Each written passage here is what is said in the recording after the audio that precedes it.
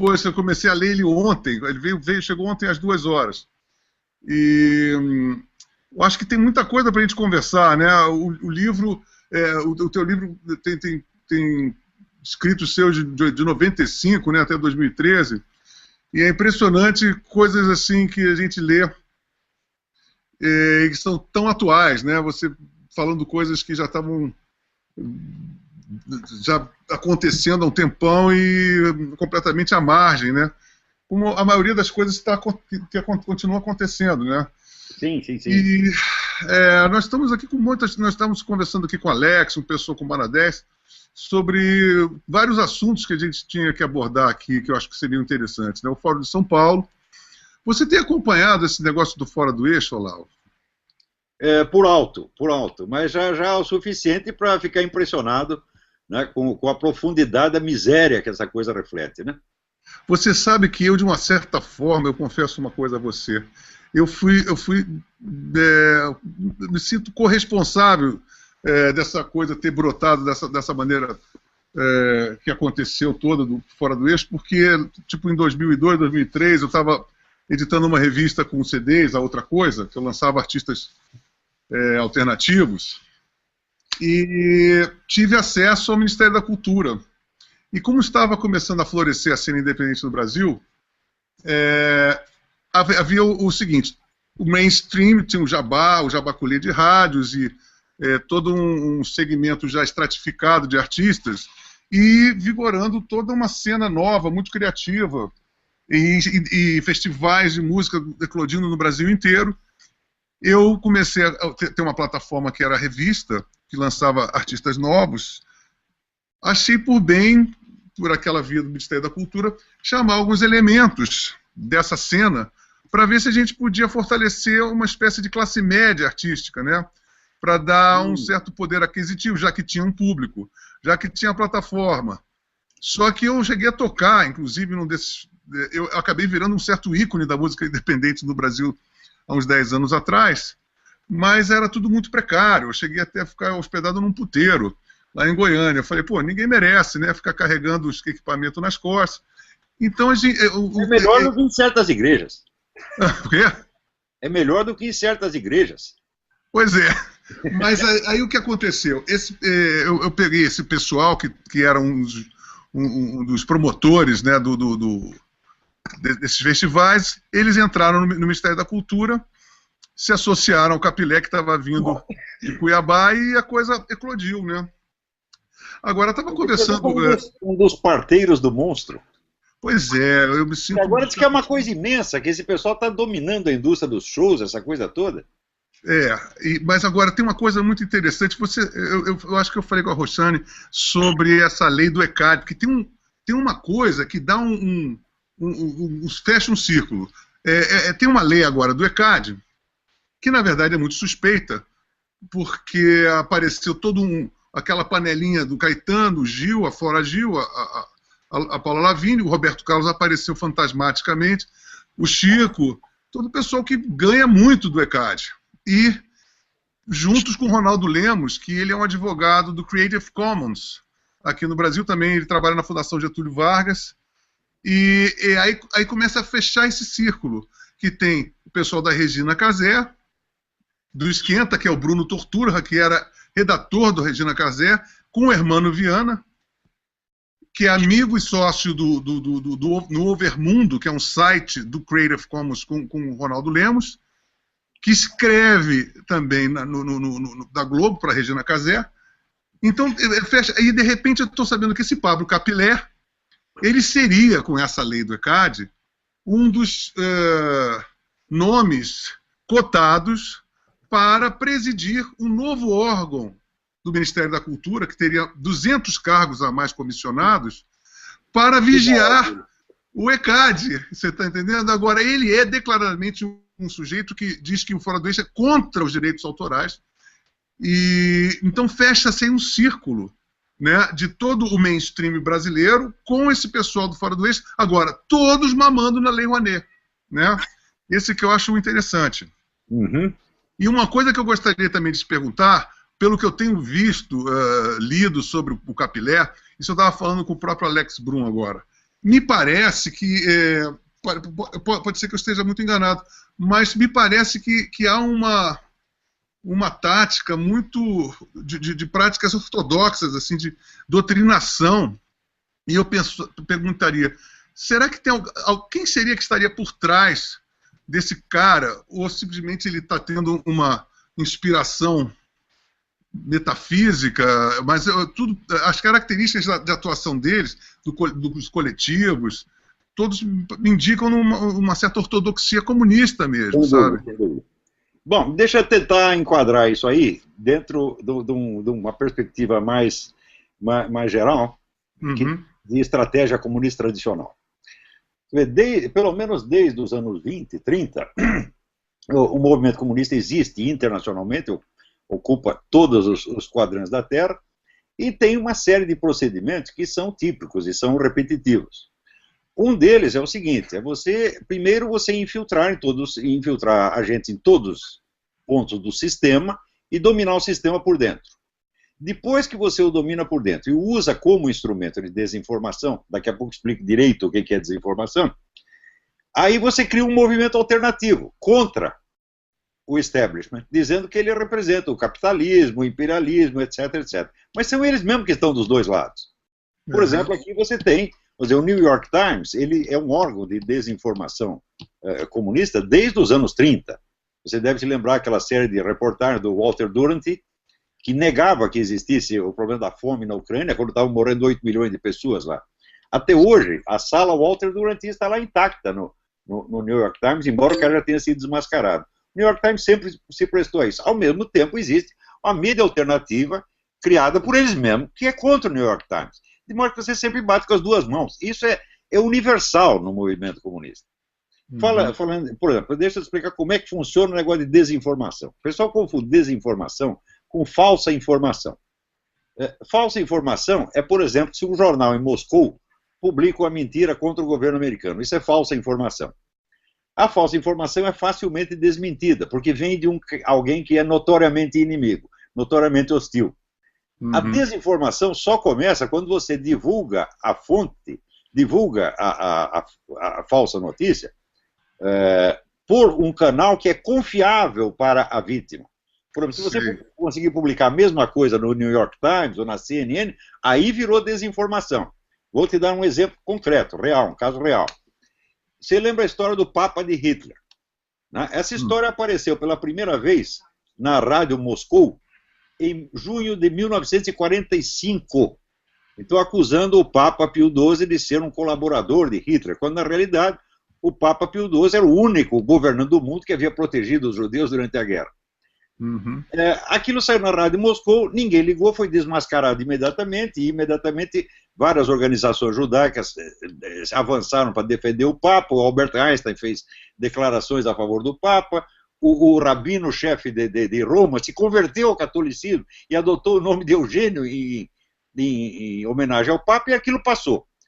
Passados 30 anos, a mesma difamação, a mesma calúnia veio através da peça de um autor da Alemanha Ocidental, Rolf Hochschild. A peça se chamava O Vigário. E logo depois veio através desse livro do John Cornwell, que chama O Papa de Hitler. Então são fontes ocidentais. Aí a coisa virou uma onda mundial.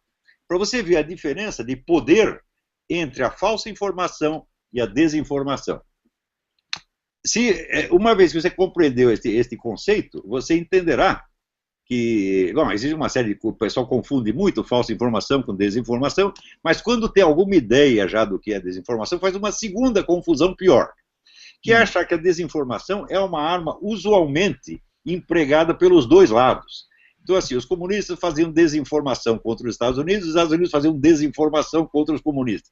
Isso é impossível, porque a desinformação supõe a sua capacidade de você colocar os seus agentes nos postos de confiança do inimigo, portanto, por exemplo, os órgãos de mídia e assim por diante. Ora, na União Soviética, todos os órgãos de mídia eram controlados pelo governo, então nenhum deles publicaria nem meia linha contra o governo. Ao passo que nos Estados Unidos e no Ocidente, você criticar o seu próprio governo é considerado até uma coisa meritória. Então, quer dizer, desinformação é um instrumento que foi usado exclusivamente pelos comunistas. Nunca ao contrário. Sim. Desinformação vamos dizer, a arma principal dos comunistas desde a década de 30, pelo menos. E continua usando a mesma coisa. Ora, uma das técnicas de desinformação é exatamente você criar um falso conflito. Como, por exemplo, durante o tempo da ditadura, se você investigar quem dominava os jornais, quem dominava os órgãos de mídia, era tudo gente de esquerda. E, ao mesmo tempo, o pessoal da esquerda também fazia a chamada imprensa nanica, dizendo aqui nós vamos publicar o que a mídia imperialista não publica. Então eles dominavam os dois lados. Este caso que você está falando, do show business, é a mesma coisa. Quer dizer, você domina o sistema e você domina a oposição ao sistema. Então é claro que o problema não é nem o sistema e nem a oposição ao sistema. O problema é que tudo está articulado a serviço de um movimento político que está agindo de uma maneira sorrateira. Tá certo? E com finalidades que não são declaradas, não são abertas. Tá certo? Então é uma empulhação gigantesca. E essa empulhação, ela é crônica, ela é estrutural, ela já se impregnou na cultura do Ocidente e o pessoal se acostumou com isso. Eu vou lhe dar um exemplo. Isso é verdade. Quando teve a guerra do Iraque, o pessoal publicou que os americanos haviam bombardeado o museu de Bagdá e destruído milhares de obras de arte preciosíssimas. Isso saiu no New York Times, saiu na CNN, saiu na imprensa ocidental inteira. Quando terminou a guerra, viu-se que não tinha acontecido absolutamente nada disso, que ao contrário, os americanos haviam preservado todas as obras, nada se tinha perdido. Só que daí isso sai num desmentido de 10 linhas, depois da coisa ter virado um escândalo mundial. Então, quer dizer, desinformação é você usar a fonte de confiança do seu inimigo para divulgar algo contra ele. Nem só através de imprensa. Existem dois tipos, dois níveis de desinformação. O primeiro é esse de imprensa, de mídia, né? Mídia, show business, cinema, etc, etc.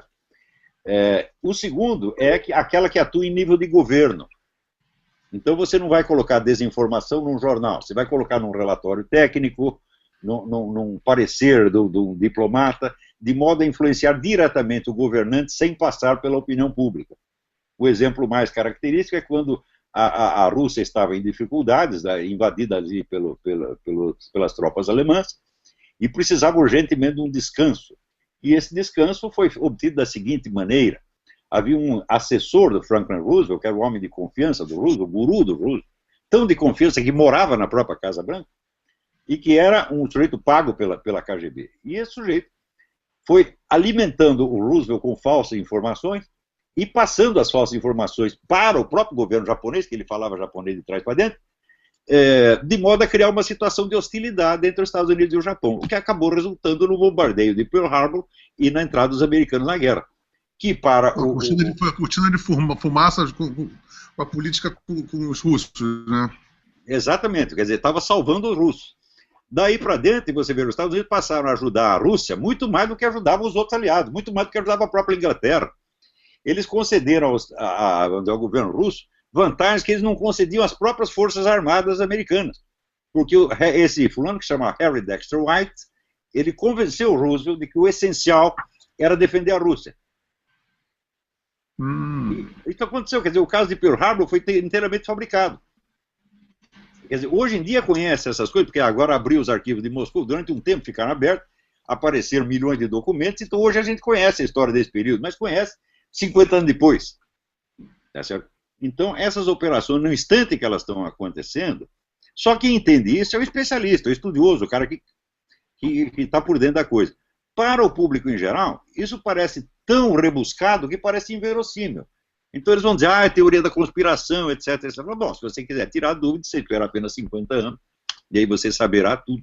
Você saberá quem criou a operação de ocupar o ECAD por dentro, de ocupar a Rede Globo por dentro, e etc, etc. E quem criou também, por outro lado, vamos dizer, a indústria alternativa, colocando lá o Pablo Capilé, etc. Só advirto que eu ouvi pelo YouTube, né, eu não sei se ele é atual presidente do PT, mas foi presidente, o Rui Falcão, que é um dos homens mais espertos desse meio, né, fazendo os maiores louvores do Pablo Capilé. Quer dizer, o Pablo Capilé é um instrumento essencial. Não é isso?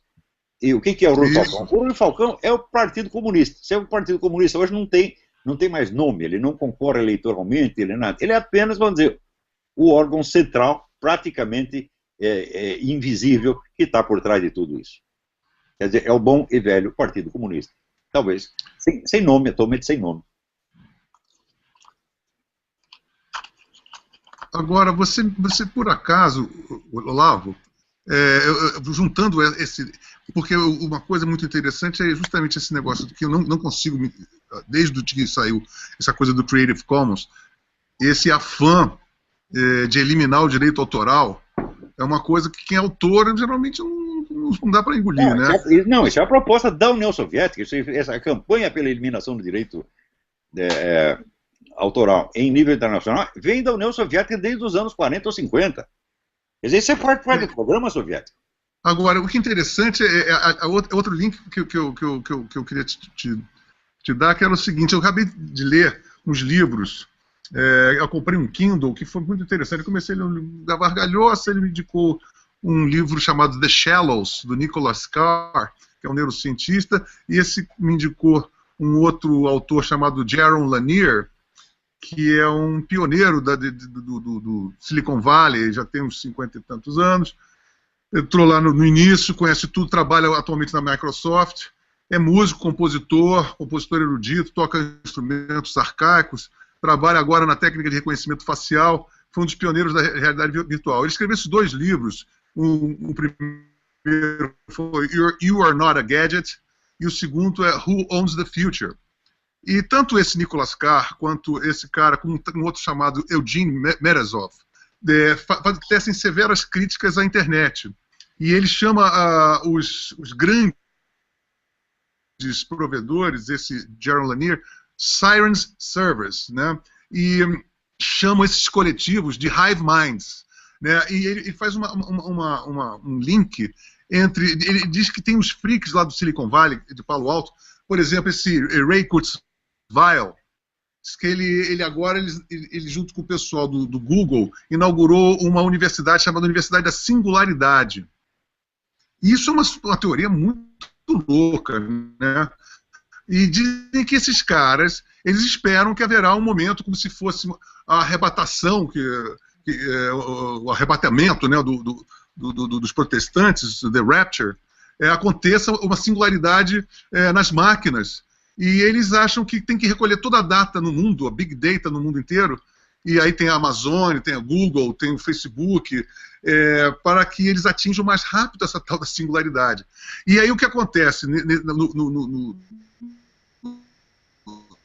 no relato do Jaron Lanier, ele diz que esses ultralibertários, anarco-libertários do Silicon Valley acabam incrementando essas grandes revoluções, os mobs, né? A Primavera Árabe, aqueles riots de Londres, todas Wall Street, essas teorias apocalípticas.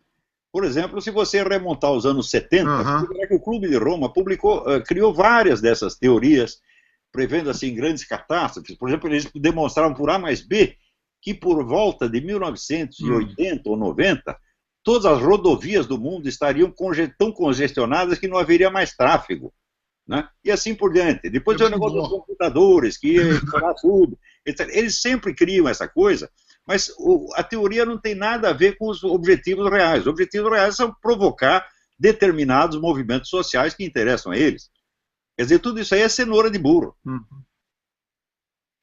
O que é interessante é que justamente a característica desses riots internacionais é que eles não têm cara, eles não têm liderança, são todos vindos do Facebook, né, e não dão em nada. Né? Até agora não houve nenhum tipo de transformação, né? A Primavera Árabe acabou na mão da Irmandade Muçulmana, o Occupy Wall Street só levantou... Tá pior, né? Quer dizer, para pior. Aqui também. O Egito hoje está uma carnificina. Aquela máscara do Vendetta, né? Do vídeo Vendetta.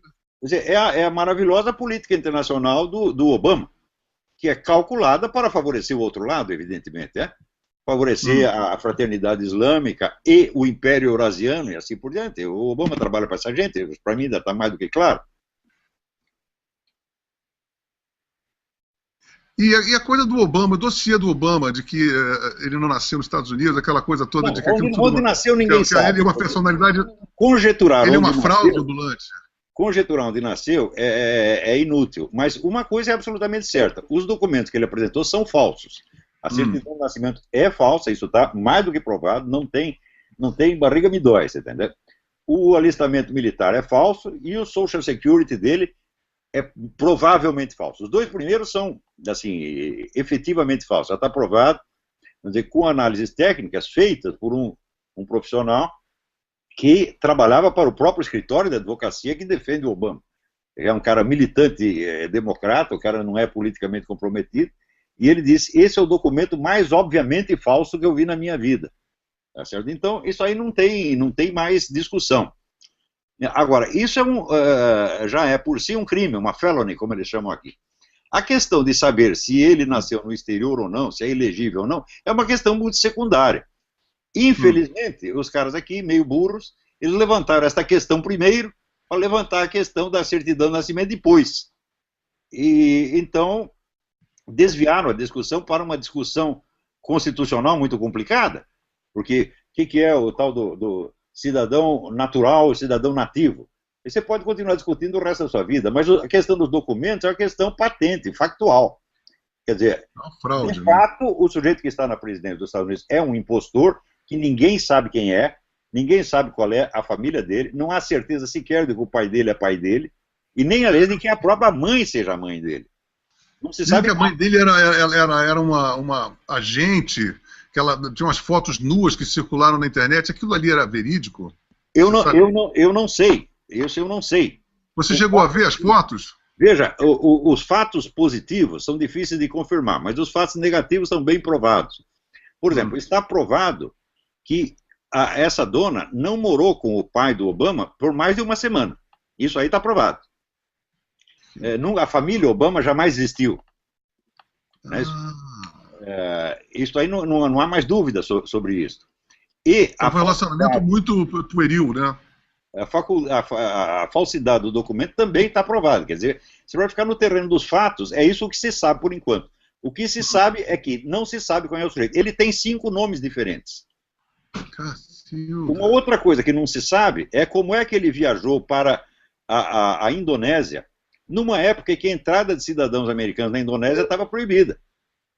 Então ele não usou um passaporte americano. Então, quer dizer, ele tem um passaporte indonésio. Para ser um passaporte indonésio, ele tem que ser um cidadão indonésio. Esse é um fato também. A gente tem o fato, mas não tem a explicação. Agora, que houve o crime, houve. E que o sujeito é um impostor, isso são fatos. Não há mais o que discutir. Isso é um absurdo. Agora, mudando de assunto, Olavo, eu queria falar com você sobre o que está acontecendo atualmente aqui no Brasil. Quando eu lancei o livro, o pessoal da editora chegou: puxa, você estava acertando direito, você não podia fazer até um adendo agora para comentar essas manifestações? Eu achei um pouco fora de hora, eu acho que é melhor a gente esperar mais um pouco, até fazer, quem sabe, um outro livro. Mas eu acho que... olha, eu vou dizer uma coisa para você, o que eu sugeriria aqui seria fazerem um manifestódromo para que eles narrassem, tivesse comissão de frente, tivesse abre-alas, o pessoal do coquetel Molotov, porque ficou uma espécie de uma micareta. Pelo menos, quando eu vendo, pelo menos a Globo News, a sensação que me dava de quando eu via o relato, parecia que eles estavam relatando um desfile de escola de samba. E, ao mesmo tempo... porque agora começam a abrir ala, o pessoal, gente fina, não sei o que, sempre no final vem a turma dos vândalos, pequeno número de vândalos, e não sei o que. Você sabe o que aconteceu nesse processo foi o seguinte: anos atrás, eu já escrevi um artigo dizendo que eles tinham, o pessoal da esquerda, que vinha do Partido Comunista e da AP, Ação Popular, havia se articulado, estavam no poder, e tinham criado 2 esquemas de ação. Um para a transição e outro para a fase seguinte. A transição é o governo Lula, é o PT e agora a Dilma. A fase seguinte seria criar uma revolta popular contra esta gente e forçar um upgrade, quer dizer, uma passagem para outra etapa, uma etapa de, vamos dizer, já socialista propriamente dita. Isso eu escrevi 10 anos atrás, porque isso está nos documentos dele, é só questão de ler e entender o que está escrito. Então, o plano é exatamente esse. Então, quando começou esse movimento de protesto, isso foi induzido pela própria turma do Foro de São Paulo, pela própria turma do PT, para forçar o upgrade.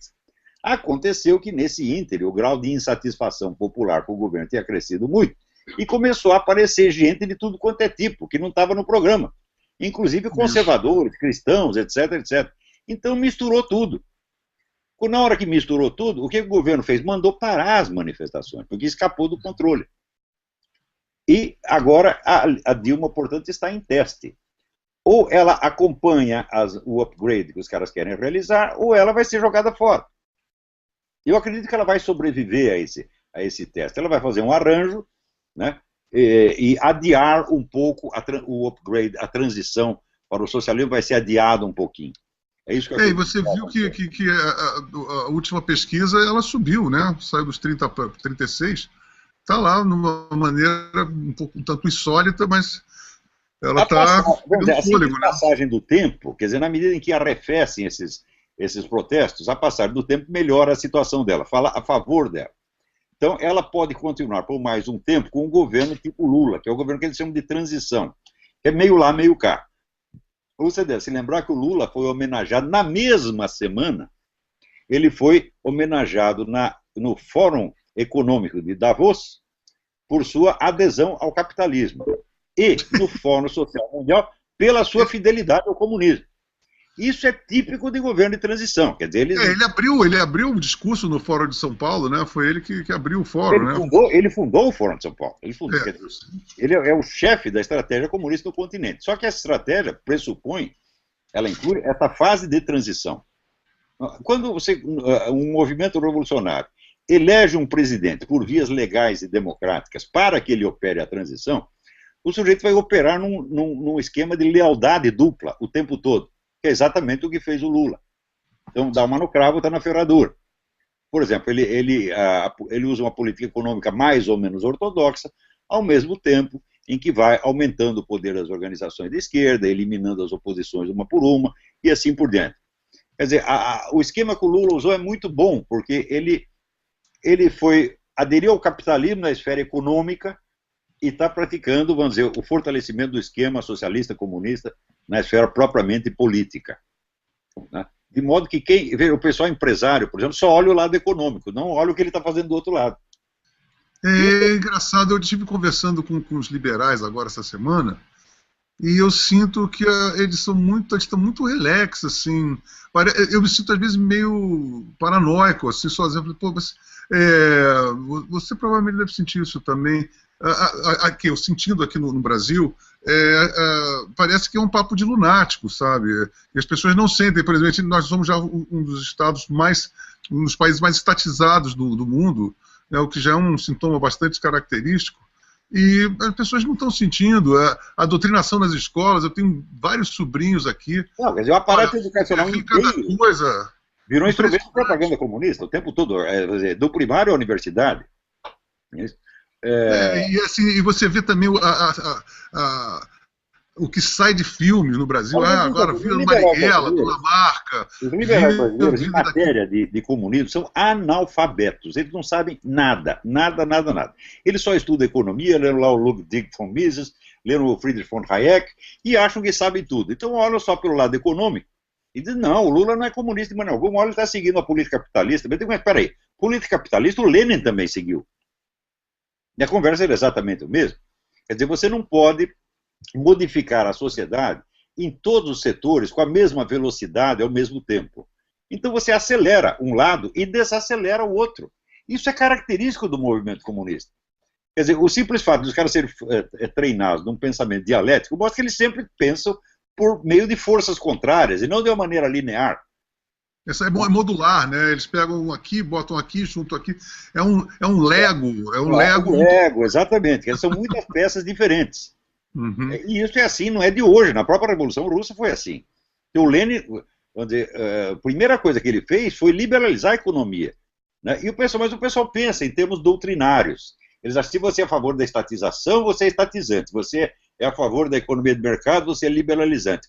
Eles não sabem nada. Por exemplo, Karl Marx era o grande defensor da liberdade de comércio internacional. Porque sem essa liberdade de comércio, não haveria liberdade de trânsito de lá para cá, e o movimento comunista não podia se expandir. Para se internacionalizar, né? Então o pessoal ia dizer, então Marx é liberal, porque ele é a favor do livre comércio. O pessoal é muito ignorante, porra. E simplório, porque é um problema de incultura, o pessoal não estuda. Não estuda. Olha, uma vez eu estava discutindo com um coronel no clube militar do Rio de Janeiro. Né? E estava discutindo justamente questões desse tipo. Daí eu perguntei, o senhor leu tal livro? Não. O senhor leu tal outro? Não. O senhor leu tal outro? Não. Digo, onde o senhor adquire informação? Eu leio o jornal. Então, a resposta é a seguinte, vai tomar no cu.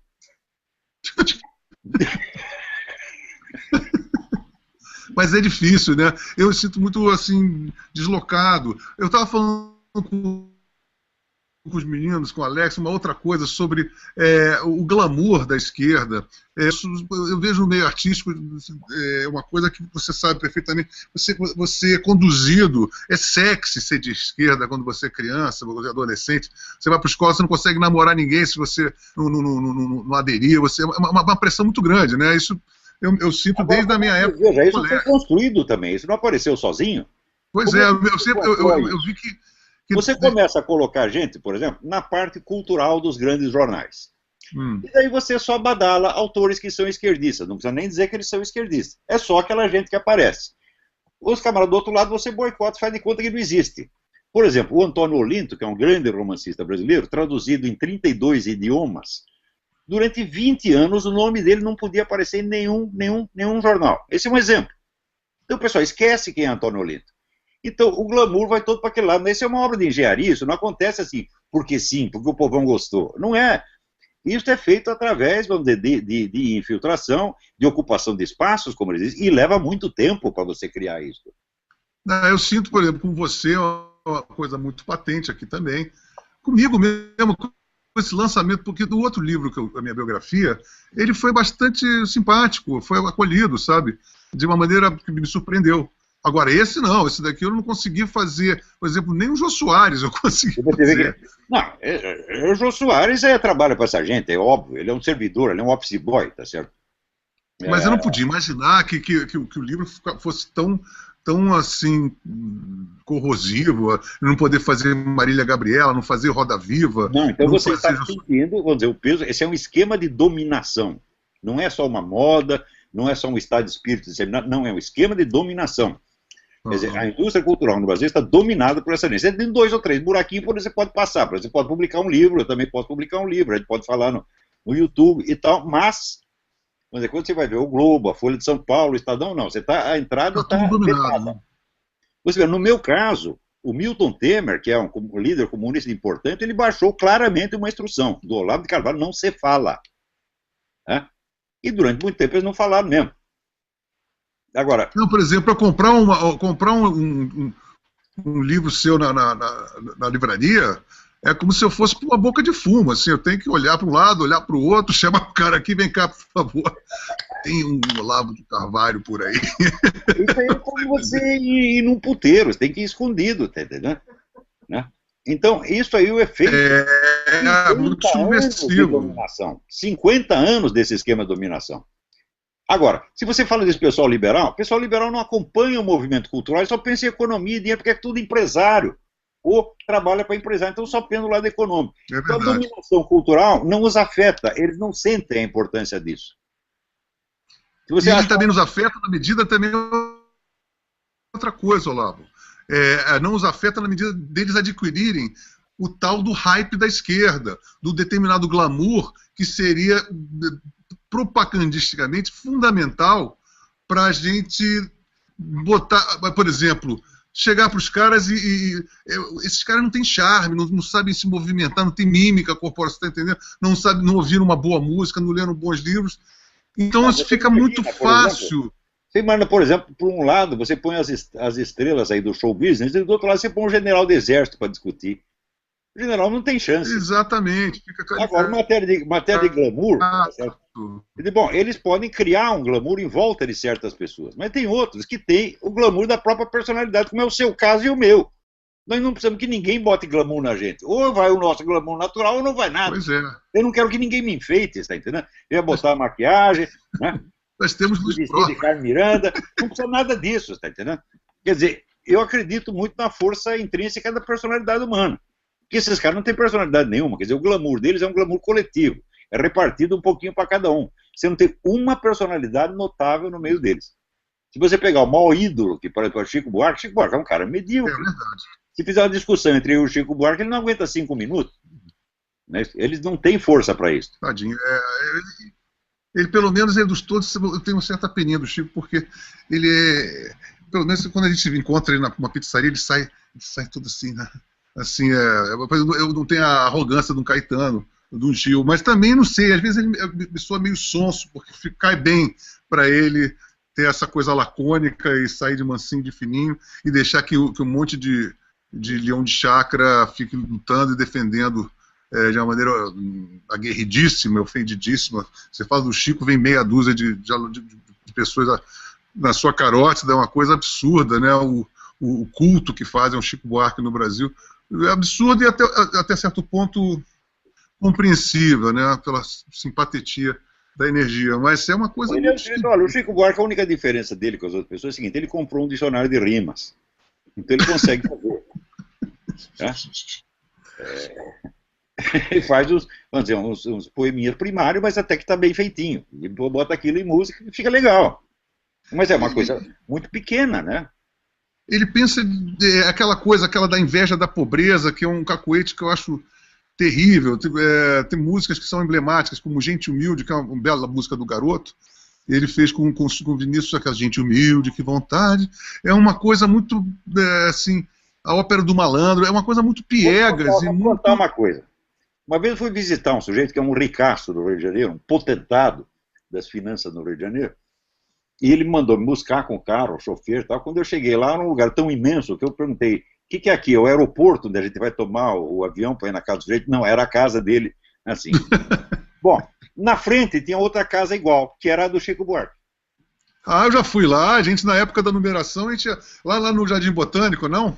Isso quer dizer que você contribuir com uma parte dos seus rendimentos para o Partido Comunista rende. Esse é o melhor investimento que um artista pode fazer. Você dá o seu dízimo para o Partido Comunista e pronto, você tem todo o lobby do Partido Comunista para te erguer e transformar você num gênio. Por não teve um crítico no Rio Grande do Sul que disse que a obra do Chico Buarque se aproximava de Michelangelo? O cara escreveu isso. É uma coisa, são hipérboles assim. Ele saiu numa capa de revista, acho que foi a Rolling Stone ano passado. A linguagem desse cara. E depois aconteceu uma coisa pior. Você vê que a partir dos anos 70, 80, o pessoal começou a ser educado, alfabetizado pelo método socioconstrutivista. Os imbeciliza por completo e os torna incapazes de medir, por exemplo, o peso relativo, a nuance, o valor das palavras. Então eles julgam as coisas, vamos dizer, com um sistema totalmente arbitrário, anárquico. Eu vou te dar um exemplo. Apareceu um monte de caras dizendo assim: não, esses alunos leitores do Olavo, eles têm uma adoração religiosa por ele. Isso é uma idolatria. Eu digo: bom, peraí, mas nenhum aluno me chamou de Padim Olavo, não pediu a bênção, não pediu para eu rezar para curar a hemorroida dele. Né? Ninguém fez isso. Né? Agora, o que acontece na esquerda? Você vê, alguém diz que é idolatria quando o povo do Nordeste faz fila para ser curado pelo Lula por imposição de mãos? Não, ninguém diz que é idolatria. Alguém diz que é idolatria quando o Leonardo Boff é chamado de mártir, porque ele levou um pito paternal em Roma? Não. Alguém diz que é idolatria quando a esquerda inteira pede a beatificação do Herbert de Souza, o Betinho. A revista Veja pediu a beatificação do Betinho. Isso tudo não é idolatria. Mas se um cara diz: Olavo de Carvalho é um mestre, idolatria, é adoração religiosa. As mesmas pessoas fazem isso. Então, quer dizer, não tem o senso do peso das palavras. São analfabetos funcionais mesmo. São analfabetos funcionais e, ao mesmo tempo, imbuídos de ódios irracionais. Por exemplo, o número de pessoas que escreve a meu respeito e confessa: nunca li um livro dele, nunca li um artigo, só assisti uns programas Troll Speak. Pronto. Com os programas Troll Speak, você já faz uma avaliação. Teve um que, olha aqui, a trajetória de vida inteira do Olavo. A trajetória de vida, ele ouviu 2 programas. Não sabe nada. Ontem eu ouvi uma muito interessante sobre você, que eu estava anunciando, Não, o Olavo é católico, mas fala muito palavrão. O cara era roqueiro. Eu falei assim, ô rapaz, você não suporta o palavrão de um católico, é isso? Então você fez todo um julgamento da vida, a obra, o cara escreve milhões de livros, então você leu... Os católicos começaram a reclamar disso aí. E daí eu mostrei para eles palavrões que foram usados por São Francisco de Assis, São Bernardo de Clairvaux e São José Maria Escrivá. Falei, olha, eles usavam palavrão. E o São José Maria até falava que às vezes é necessário você usar, vamos dizer, a estratégia do palavrão, não lembro se era essa bem a expressão, ou a estratégia, ou a retórica do palavrão, ele dizia que às vezes é necessário usar. Então, esses caras, quando eu os mando tomar nos cus, eu estou até elogiando, porque eu estou pressupondo que eles tenham um cu. Não tem. Eles cagam em circuito fechado, vai direto pro cérebro. É impressionante. Estão reconhecendo a normalidade anátomo-fisiológica do cidadão. E outra coisa que eu acho impressionante, ocorre comigo num certo grau, com você, também percebo de uma maneira, é assim, tá bom, você pode, assim, acharia razoável, assim, não, o Olavo é um cara que, pô, tem as ideias dele, mas eu não concordo por isso. Mas, assim, achar que você seja um cara, tipo, eu vi ontem também, o Olavo só tem um neurônio, é de uma... eu falei, peraí, calma. É de uma desproporção, de uma coisa assim, é aquela história do Cavaleiro Negro, do Monty Python, né? O cara já tá lá feito em pedaços. Mesma coisa, pô. Agora, deixa eu explicar um negócio. Aproveitando que saiu esse livro, deixa eu te dar uma ideia. O meu trabalho de mais de 40 anos, ele se divide em 3 pedaços. O primeiro pedaço são as obras de filosofia, provavelmente dito no sentido teórico, sobretudo cursos que eu dei. A segunda parte são trabalhos sobre filósofos em particular, Aristóteles, Descartes, Maquiavel. Acabei de comprar do Aristóteles agora. Este é um livro importante. Então, a segunda parte são, vamos dizer, estudos sobre filósofos em particular. E a terceira parte, que aqui está resumida e condensada neste livro, é uma descrição e uma interpretação, vamos dizer, da experiência brasileira, experiência mental brasileira, dentro do panorama do mundo. Isto é 1/3 da minha obra. Neste livro, o que fez o Felipe Moura Brasil? Ele resumiu, reuniu uns quantos textos e colocou uma infinidade de notas de rodapé que remetem a outros textos. Mostrando, e vários sites, outras leituras, exatamente. Mostrando, então, o mapeamento desta parte da minha obra, que não é nem a obra inteira. O pessoal pode ler isso aqui e falar, agora eu conheço a obra do Olavo de Carvalho. Você não conhece nada. Você conhece, por assim dizer, a obra de crítica cultural do Olavo de Carvalho. A obra filosófica você não conhece. E a obra de história da filosofia você também não conhece. Então, mesmo os caras que tenham lido os meus artigos, etc., eles só conhecem esta parte, quer dizer, que é a fenomenologia das transformações sofridas pelo Brasil nos últimos 40 anos. Por quê? Neste ínterim, desapareceu a literatura brasileira, acabou. A alta cultura no país sumiu. Aconteceram mudanças drásticas, terríveis, como nunca se observaram na história do mundo. A língua portuguesa desapareceu, as pessoas ninguém sabe escrever mais. Isso num país de 200 milhões de habitantes. Então eu falei, eu lembrei, tem um teólogo chamado Thomas Hooker, que ele diz, olha, não estou escrevendo na esperança de mudar os acontecimentos, mas só na esperança de que algum dia as pessoas vejam que enquanto essas coisas aconteciam, nem todo mundo estava dormindo. Então eu escrevo para dizer, olha, o que aconteceu foi isso, eu estou entendendo o que está acontecendo e estou tentando, na medida do possível, explicar e documentar essa transição mental. Esse é o objetivo desta parte. Se juntar tudo, todos esses artigos, vai dar uns 10 volumes, mais ou menos, que aliás está planejado aí a série O Imbecil Coletivo completa, são 8 volumes. Então, se você pegar este livro, mais O Imbecil Coletivo, mais a Nova Era, a Revolução Cultural, você tem 10 volumes só da minha interpretação da situação brasileira, sem contar a parte de História da Filosofia e a parte de Filosofia Teórica propriamente dita. Então, eu pergunto, quem conhece esta obra inteira? Ninguém conhece.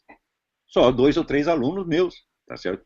E você vê... No seu inverso, que é sensacional, a parte das catedrais góticas e o texto do São Tomás de Aquino, a estrutura de como escreveu a Suba Teológica, aquela comparação com as catedrais, aquilo tudo são sacadas que são coisas raras, né? E você, muito raras mesmo, no sentido que ensaios pequenos, quer dizer, não vai contar os cursos completos que eu dei como o curso de filosofia política, o curso de metafísica, etc., que isso ainda será publicado nos próximos anos. Ou seja, esse pessoal não tem a menor ideia do que eu estou fazendo. Eles veem, ouvem 2 ou 3 programas e saem falando, olha aqui a trajetória de vida inteira. O pessoal não chega a imaginar, não tem um cara que dizer, não, ele era um ideólogo do regime militar. Fala, pô, no tempo do regime militar eu estava na esquerda, escondido, escondendo foragido da minha casa, porra. E os caras dizem que eu sou a favor da tortura também, chegaram dizendo, agora fazem desenhos, assim, o Lobão é a favor da ditadura militar, é a favor... E quando que sempre eu falei que qualquer ditadura é uma coisa injustificável.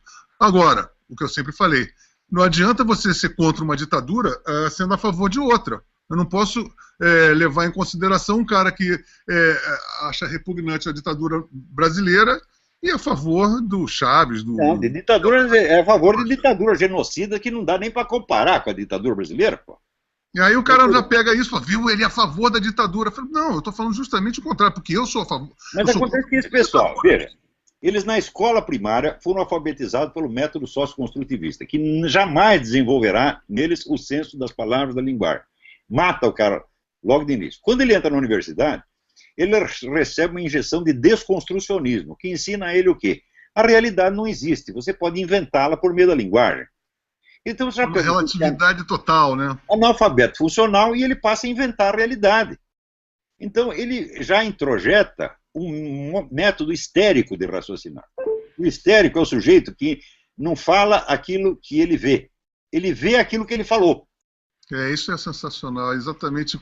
É muito palpável isso aqui, assim, você está aqui no Brasil, é uma histeria absolutamente sólida, sabe? É uma coisa impressionante. Você vê que a histeria não tem nada a ver com o esperneio, com gritar. Não, a histeria é uma inversão. Então o sujeito não acredita no que ele vê, ele acredita no que ele sente. Ele sente primeiro e daí ele passa a ver de acordo com aquilo que ele sentiu.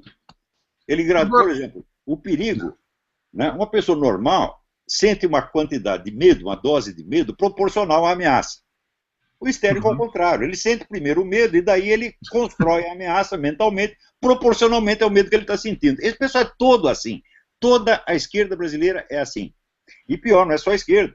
Já contaminou o pessoal da direita. Tem muito cara na direita que já é assim. Pois é, você falou uma coisa no livro que é muito dramática, que um cara chegou aqui no Brasil e percebeu, um filósofo, uma personalidade, um intelectual desses, que disse que, um educador, que nós tínhamos as crianças mais inteligentes do mundo e quando chegava o universitário mais burro do mundo. Exatamente, né? Exatamente. Quer dizer, é um desperdício, uma destruição, é um genocídio de inteligência, que é uma coisa criminosa. Eu acho que os educadores no Brasil, esse ministro da educação, são todos criminosos. A começar por aquele que escrevia cabeçalho em vez de cabeçalho, né? Você coloca analfabeto no Ministério da Educação, fala, como é possível uma coisa dessa? Então está lá para destruir mesmo. Hoje em dia também tem assim, você liga a televisão aqui, o tal de fala de Paulo Freire, pô, você liga na TV Globo, Globo News, você tem programas especiais.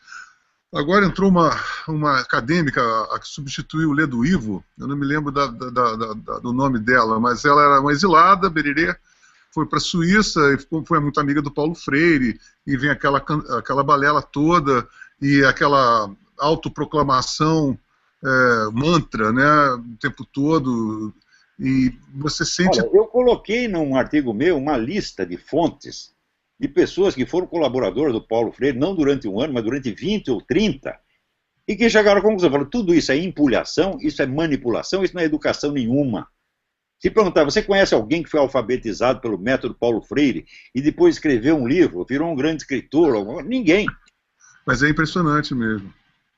E você pensa também outra coisa, como é que a percepção média das pessoas não consegue entender, ainda ficam botando culpa no Fernando Henrique. Pô, já tem mais de 10 anos de governo do PT, já deu para verificar já os tragos. Da ditadura militar, que já acabou há 50 anos, meu Deus do céu. Isso é um absurdo, né? Mas veja, essa autodesculpa automática, isso é próprio da mentalidade revolucionária. O sujeito se imbui da ideia de que ele tem na mão um futuro melhor, de que ele representa este futuro melhor. Então, o único juiz das suas ações no presente é esta imagem do futuro. É este tribunal do futuro. Quem preside o Tribunal do Futuro? Quem o está criando agora, portanto, ele mesmo. Portanto, você tem a desculpa automática. Você, como representa um futuro melhor, no presente você pode fazer o que você quiser. É uma espécie de ejaculação precoce ontológica, né? Ontológica, ejaculação precoce crônica e ontológica. Isso é a essência da mentalidade revolucionária. E isso já é, por sua vez, uma estrutura histérica. Eu recomendo para você o livro do médico polonês Andrew Lobachevsky. Andrew Lobachevsky era um médico polonês e ele viu a ascensão do comunismo na Polônia e viu que aqueles postos altos estavam sendo todos ocupados por psicopatas, quer dizer, pessoas sem sentimento moral. O psicopata, ele não tem as emoções morais, mas ele as conhece intelectualmente. Tanto que foram feitos testes que, quando você expõe ao sujeito certas cenas que deveriam emocioná-lo, numa pessoa normal, aquilo ativa as áreas emocionais do cérebro. No psicopata, ativa as áreas linguísticas. Ele não tem empatia, né? Não tem empatia. Então, esse sujeito ele pode se permitir fazer o que quiser. E o Lobachevsky, então, foi estudando, ele mais uma equipe de médicos poloneses, foram estudando isso na elite comunista polonesa. E viram o seguinte: quando o país é dominado por uma elite psicopática, se espalha imediatamente entre seus colaboradores e seguidores a sintomatologia histérica. Quer dizer, um país de histéricos governado por psicopatas. É exatamente o que está acontecendo no Brasil. Quer dizer, o macho alfa é o psicopata e o bando é o histérico. O bando é histérico. Quer dizer, a histeria se tornou, vamos dizer, o método literário dominante no país. Quer dizer, as pessoas usam palavras que não correspondem a absolutamente nada, mas que para elas passam a valer como se valesse, como se fossem, como se representassem. Por exemplo, um exemplo típico dessa cortina que seria a própria visão, ou a não visão, do que o brasileiro médio tem do Fórum de São Paulo, na verdade, né? Ah, sim. Quer dizer, o sujeito mede as coisas, não por aquilo que está acontecendo, mas por aquilo que chegou a ele. E, portanto, ele passa a usar sistematicamente aquilo que na retórica antiga chamava argumentum ad ignorantiam. Se eu não sei, é porque não aconteceu. É verdade. Então, quer dizer, se a coisa não aparece no Jornal Nacional às 8 horas da noite, na manchete da Folha de São Paulo, tá? Então, para ele não aconteceu. O sujeito não investiga por si mesmo, não tem fonte de informação e não quer. Entendeu? Porque é um pouco a psicologia do senta que o leão é manso. É um sujeito que está com tanto medo que ele tem medo de ficar com medo. Então, ele nega. E a nossa elite é toda assim. Esse pessoal liberal são todos assim. Então, vem com palavras tranquilizantes, porque por dentro estão com o cu na mão. Não eles estão pressionados, né? Exatamente. E uma outra coisa que eu percebo, e eu acho que você vai ter uma visão muito mais clara em relação a essa sensação que eu tenho, é que sobre a patrulha ideológica, que é essa pressão. Eu acredito, pelo que eu sinto, não sei se eu vou exagerar, mas eu acho que ela está muito mais sedimentada do que nos anos 60. Mas é claro. Em que simonalizaram o Simonal, entendeu? E agora eu sinto a dominação é total. Não é? Nunca teve assim, né? Não, pior, como está hoje, mas nunca. Nunca, sempre houve um espaço, uma margem de manobra. Agora, você vê, já no tempo dos militares, o pessoal da esquerda já dominava o universo das comunicações. Quando você vai verificar, naquele tempo, todos os jornalistas, comentaristas conservadores, como Gustavo Corsão, Nicolas Boer, Lenildo Tabosa Pessoa, foram sendo afastados um por um. E quem estava na chefia das redações era só gente, não pode nem esquerdista, já gente do Partido Comunista mesmo, no tempo dos militares. E, ao mesmo tempo, fazia a imprensa nanica, denunciando a grande imprensa como se ela fosse pró-capitalista. Então, eles dominaram tudo, por cima e por baixo. E este esquema continuou, cresceu muito. E depois da ascensão do PT, passou a ter aqui as verbas oficiais. Então o negócio... O intelectual se tornou militante, né? O intelectual, o artista, o autor. Sim. Então você tem um espaçozinho pequenininho assim. De vez em quando sai uma reportagem mostrando o que é o Foro de São Paulo. Mas, por exemplo, se você pensar bem, você vê quantas pessoas a China matou nos últimos 50 anos. O total de mortos da China, desde 1949 até hoje, é de 70 milhões de pessoas. Quer dizer, é um Só no absurdo. período da nossa ditadura, eles mataram uns 30 milhões no mínimo. Quantas vezes você viu isso noticiado na Folha de São Paulo? Eu me lembro de uma vez, porque eu pressionei o Otávio Frias, comecei a mandar e-mail mal criado para ele, daí um dia ele publicou uma noticinha. Mas aqui ainda tem a Cuba como uma coisa que as pessoas dizem que é teoria da conspiração, que Cuba é um país maravilhoso. Quer dizer, quando que eles dão voz para as pessoas que estão realmente, não ionissantes, porque ionissantes é oposição permitida. Né? E nem mesmo essa eles toleram no Brasil. Né? Não, eu conheço muitos amigos meus que não podem ouvir falar na pobre Ionissantes, e ela é muito educada. Eu vou lhe dar um outro exemplo. Né? Eu uma vez escrevi um artigo na revista Época, dizendo o seguinte: eu tinha acabado de ler o livro The KGB and Soviet Disinformation, escrito por Ladislav Bittman. Eu li esse livro também. O agente da KGB no Brasil, no tempo do golpe de 64. Eles compraram jornal, ele diz, nós tínhamos uma centena de jornalistas brasileiros na nossa folha de pagamento. Segunda coisa que ele diz, a história de que o golpe foi criado em Washington, fomos nós que inventamos, mediante documentos que nós falsificamos, e mostra lá os documentos. Daí eu fiz um artigo dizendo, quando é que vocês vão entrevistar o Ladislav Bittman? Nunca. Ele fala, inclusive, que eles não tinham como forjar o papel da CIA, eles forjaram com o FBI, não, né? Eles não conheciam nenhum agente da CIA lotado no Brasil. Então usaram o nome do cara do FBI que estava lá. Você vê, a KGB não sabia de nenhum agente da CIA lotado no Brasil. Na imaginação popular, nossa, o Brasil estava repleto de agentes da CIA para tudo quanto é lado. Por exemplo, a KGB não conhecia nenhum. Na semana passada, a Miriam Leitão estava no Globo News, entrevistando o pai e o filho nasceu no exílio, e eles estavam fazendo um documentário provando por A mais B que quem fomentou toda a revolução de fora para dentro foram os americanos, e colocando como fato histórico. Qual é a prova? Eles colocam lá um telefonema do Lincoln Gordon para o presidente Johnson, no dia 31 de março, dizendo assim, senhor presidente, os milicos botaram os tanques na rua, o que nós vamos fazer? Ou seja, está provando que até aquele momento os Estados Unidos não tinham feito nada. Eles tinham acompanhado, eles estavam informados, evidentemente. Mas a coisa os pegou, por assim dizer, de calça na mão. Eles não tinham colaborado em absolutamente nada. E mais ainda, eu fiz uma entrevista com o Paulo Egídio Martins, que foi governador de São Paulo, foi ministro das Minas, e eu encostei na porta e perguntei, doutor Paulo, é verdade que os americanos colaboraram com o golpe? Ele falou, não. Eu disse, como é que o senhor sabe? Ele disse, eu sei porque eu fui lá pedir, e voltei com a mão à frente e outra atrás.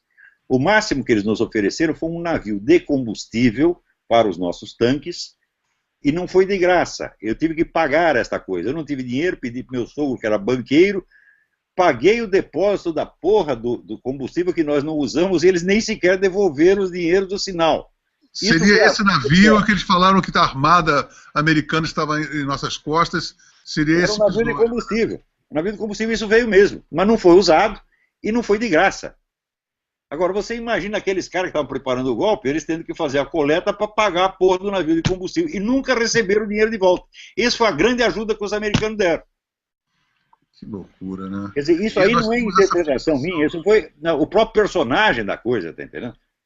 Quer dizer, isso é eu fico pensando, tá bom que tem as gerações mais velhas, tem essa neurose, ou essa revanche, porque participaram, mas eu acredito que, historiadores mais novos podem ter um distanciamento.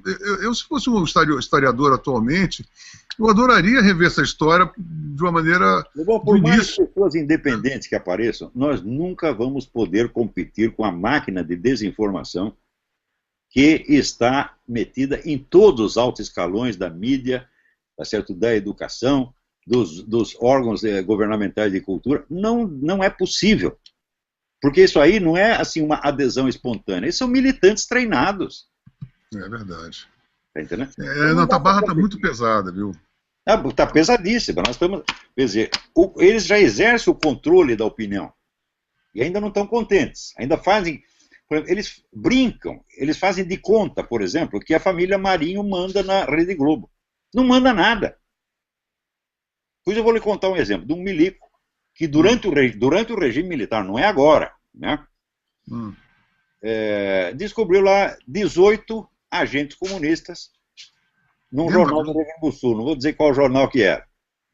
Chamou o diretor e disse, olha, tem aqui 18 comunistas, não é que esses caras que são comunistas só convicção, não, são agentes mesmo, estão lá. E daí o cara, eu vou demitir, etc, etc. Não demitiu coisa nenhuma. Passa um tempo, o oficial perguntou, o que é que o senhor fez? Diz, eu não posso fazer nada. Se eu demitir esses 18 caras, o jornal para. Então, assim, quem manda na redação é o comitê de comunista que está lá dentro. Isso é assim há mais de 40 anos. No tempo dos milicos já era assim. Eu estava lá e eu vi. Eu participei dessas coisas. Eu recebi aulas de moral e cívica muito esquisitas também no meu colégio, que eu tinha assistido o hino nacional e me dava as letras do Chico Buarque pra gente. Veja, a minha mulher foi professora de educação moral e cívica e ela era militante trotskista na época. O governo burro falou, agora vamos dar patriotismo para essas crianças. E abriu concurso para professores de educação moral e cívica. Todos os comunistas foram ocupar os lugares, porra. É muito esquizofrênico. Eu não sabia para onde correr minha cabeça. Eu falava, meu Deus do céu, a gente está em plena ditadura militar, né? Eu, garoto, minha mãe era fã do Médici e do Chico Buarque ao mesmo tempo também, é uma loucura. A conquista da hegemonia cultural pela esquerda data do período militar. Exatamente. Os documentos da Câmara Brasileira do Livro mostram que aquele período foi o período de maior progresso da indústria do livro comunista no Brasil. Na música foram os festivais da canção, né? Sim. Que surgiu aquela penca de músicas de protesto, todas. Da Globo, por exemplo, os Marinhos, o que é que eles faziam? Eles davam lá um espaço para o Amaral Neto puxar o saco do governo. Então, naquele programa Amaral Neto, eles puxavam o saco, falavam maravilhas do governo. E o restante da programação era só mensagem comunista o tempo todo. Eram novelas de Dias Gomes, né?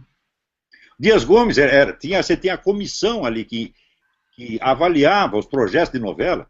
Em primeiro lugar, tinha que ser aprovado do ponto de vista ideológico. Se passar do ponto de vista ideológico, então vamos avaliar do ponto de vista artístico, mercadológico, etc, etc. Era o Dias Gomes e a Janete Claire, militantes históricos do Partido Comunista. E eles ainda tinham jogavam aquela cascata de que a novela tal foi censurada pelo regime militar e não sei o que. Era censurada, ficava 2 semanas censurada e depois liberava.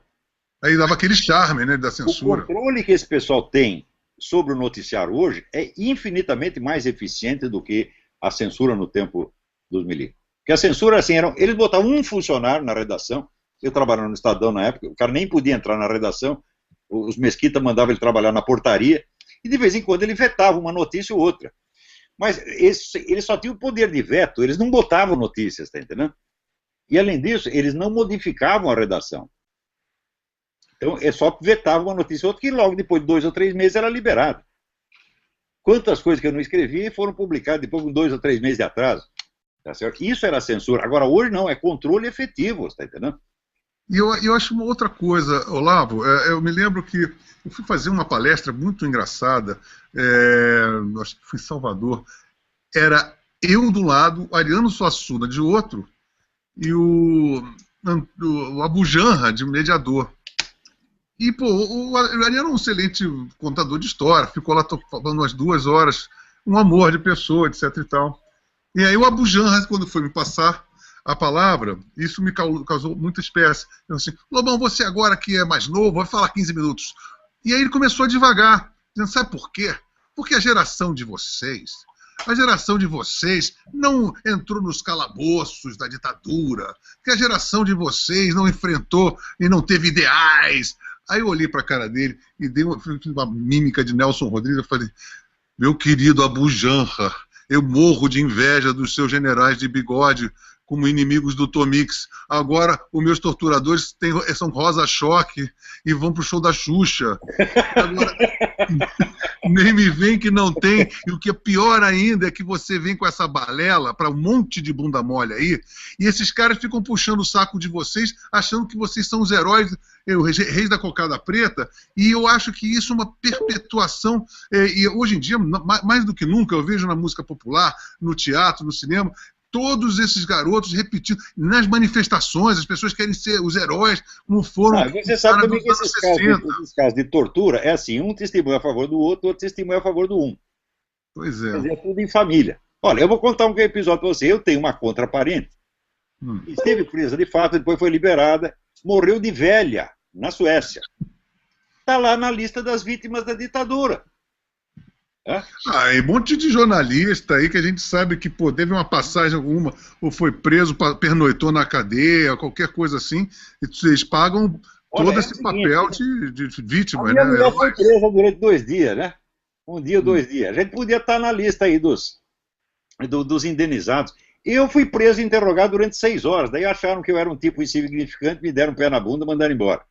Também podia dizer, fui preso, né? De inventar a historinha. Agora esses caras te inventam. E é outra coisa, isso é obrigação. Você não viu o depoimento da Miriam Macedo? Ela disse que naquela época ela mentiu por instrução do chefe, do líder dela, dizendo que foi torturada e não foi coisa nenhuma. Agora, essa teve, vamos dizer, a sinceridade, a honestidade de contar. Saberemos dessas coisas daqui a 50 anos. Pouquíssimos desses caras. O Gabeira agora também contou a situação, teve a honestidade de dizer, não, nós estávamos lutando por uma ditadura proletariado. Ninguém que pegou em armas no Brasil teve algum dia pensando em lutar pela democracia. Eles, também um outro Arão Reis, eu acho, se não me engano, também falou, uns 2 ou 3 guerrilheiros, e que imediatamente são execrados por todos, né, ao invés das pessoas perceberem que alguma coisa está acontecendo de errado, né. Então, eu acho que está realmente tudo dominado. Às vezes eu fico pensando, meu Deus do céu, o que eu vou fazer nesse país? Você acompanhou o caso do Caco Barcelos? Que ele foi agora foi expulso, faz anos. Ele fez uma série de reportagens na Globo que passaram durante a semana inteira no horário nobre da Globo, mencionando um caso de 2 terroristas que, segundo o governo militar, teriam morrido num acidente de carro, quando fugiam de um assalto, depois de um assalto. O Caco Barcelos fez uma série de reportagens para provar, entre aspas, que eles não tinham morrido no acidente, eles tinham sido assassinados pelos milicos no quartel, que depois montaram um simulacro, né, de acidente. Né? E essa reportagem foi um sucesso, ela passou a semana inteira. Só que daí eu fui investigar a coisa. Primeiro, a única testemunha que ele apresentava era um soldado que tinha desertado do exército 6 meses antes, que não podia ter visto a operação de jeito nenhum. Segundo, nas fotos que aparecia do veículo trombado atrás do caminhão, você via a marca do pneu, a marca de frenagem do pneu na estrada, na rodovia. De modo que os mortos, já teriam sido colocados lá mortos, o morto acordou, freou o carro. Né? E terceiro, tinha o depoimento do Jacó Gorenda nas memórias, em que ele relatava a participação desses 2 terroristas, esse casal terrorista, num assalto que aconteceu semanas depois da data que o Caco Barcelos dava para o acontecimento, o alegado assassinato.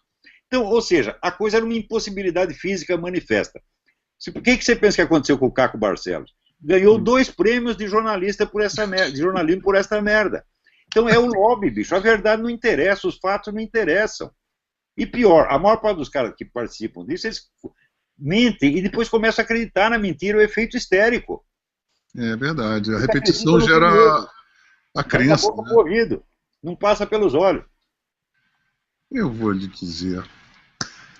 Meu amigo, vou te dizer lá, eu estou com vontade de sair daqui correndo hoje. Você sabe que tem uns amigos meus. Leia o livro do Andrew Lobachev, chama-se Political Ponerology. Poneros, em grego, quer dizer o mal.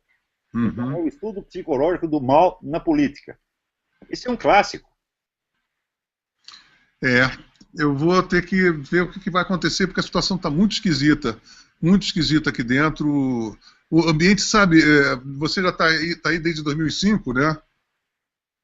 Desde 2005, Pois é um clima engraçado, sabe, porque às vezes eu falo com a minha mulher, parece que a gente está vivendo uma atmosfera assim, um mantra dos anos 60, sabe? Você tem uma coisa onipresente, né, a Comissão da Verdade, você liga a televisão, os assuntos são todos muito, giram todos em torno disso tudo, as pessoas emulam uma... É uma atmosfera de loucura mesmo, atmosfera psicótica completamente. Não? E isso já estava em 2005, até quando eu saí daí, eu saí que nem tem um amigo meu que morou 18 anos na China, e ele dizia assim, eu preciso sair daqui, porque senão eu vou matar um chinês. Eu disse, que chinês? Qualquer um.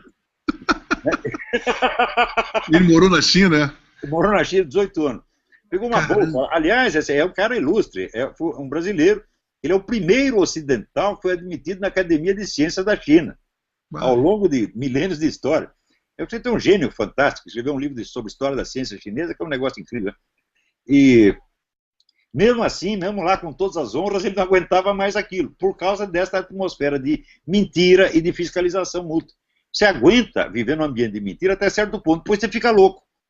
Agora, engraçado. Não fica louco. Eu também estava assim, preciso sair daqui, senão eu vou matar o brasileiro. Que brasileiro? Qualquer um. Eu ainda estou fazendo, sabe o quê? Toda quarta-feira encontro com meus amigos aqui no restaurante em São Paulo, para a gente ficar discutindo assuntos. Nós nos autonomenclaturamos como a nova UDN do protopunk. E aí a gente já começou a querer bolar um asilo. Um asilo para nós, assim, olha, quando todo mundo fugir, vamos descolar. Para onde que a gente vai fazer? Vamos para o Chile. O Chile tem muito terremoto. Mas, assim, para você ter uma ideia, assim, que não é só eu, não. São várias pessoas que, quando aqui chegam... ainda tem muito espaço, muita margem de manobra. O governo aqui está tentando brasilianizar esse negócio. Quer dizer, esse negócio da mentira institucionalizada já está funcionando aqui. Mas acontece que metade do país sabe que é mentira. A outra metade não sabe. E você acha que na próxima eleição isso vai influenciar? O Obama está com a bola cheia e vai conseguir eleger o próximo sucessor?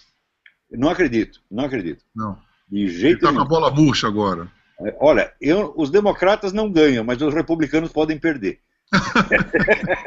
Esse aqui é o problema, né? Porque os democratas não têm um candidato decente, os candidatos deles estão tudo queimados. Hillary está queimado por causa do negócio de Benghazi, que foi a alta traição. O Obama, então, os casos, os crimes do Obama é uma lista telefônica, entendeu? A popularidade dele está baixando cada vez mais. Assim, 2 semanas atrás ele estava em 41%, um cara começou com 80 e tanto por cento. Você vê, essa semana teve um grupo de conservadores negros que pediram o impeachment do Obama. Isso é bonito, né? Então, o mar não tapa peixe para ele. O que ele quer é acabar o mandato logo e ir embora. Ele já falou, quer ir para casa. Ele está desesperado, absolutamente desesperado. Né? E você acha que tem algum nome republicano? O também não tem candidato. Depois isso aqui Ele está aparecendo, qual é o grande líder? É o Ted Cruz, mas o Ted Cruz tem o problema que ele é mexicano, porra. Ele não é um born citizen. Ele pode dizer, bom, já que o Obama é da Indonésia, eu vou também entrar nessa. Claro, o homem da Indonésia, por que eu não posso vir do México? Quer dizer, é esculhambação geral, né? Agora, aqui é uma maravilha, né? Você imagina só a eleição no ano que vem, quem que a gente vai poder votar, não dá nem vontade de sair de casa. Né? Olha, eu acredito o seguinte, a ação eleitoral ela é inútil se não é precedida da ação social e cultural durante 30 ou 40 anos. Esse pessoal quer o efeito sem causa. Você pensa assim, qual era a popularidade da esquerda nos anos 60? Nada. Pegava mal você dizer que era comunista, né? Claro, eles estavam queimados, mas eles começaram o trabalho paciente de ocupação de espaços, né? A Revolução Gramsciana, e acabaram ganhando. Agora o pessoal da direita tem pressa. Ou eles fazem a coisa em 2 semanas ou não fazem nada. Desanima. Né? Que nem quando inventaram o movimento Cansei. Pô, mas o movimento nem começou, você já cansou, porra? É verdade. Agora, tem o seguinte, eu acho que nem partido, a gente não é questão nem de ter uma pessoa, um nome. Eu acho que falta ter um partido com uma agenda que seja diferente disso. Uma segunda fase. É isso que eu estava discutindo no Facebook agora mesmo. Vamos fundar um partido, etc. O partido é um instrumento eleitoral.